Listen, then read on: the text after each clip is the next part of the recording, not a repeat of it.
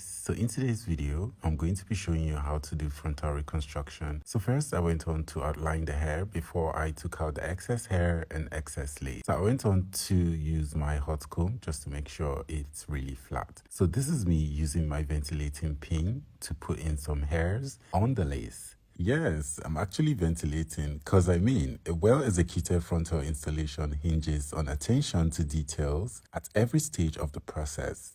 The end result should be a flawless, undetectable hairline that enhances the client's overall appearance, giving them the confidence in their new hairstyle. So, hair professionals like me, who excels in frontal installations, are highly skilled and practiced in this technique, which demands precision and an artistic touch to create a truly lifelike and beautiful result. I hope you guys liked this video.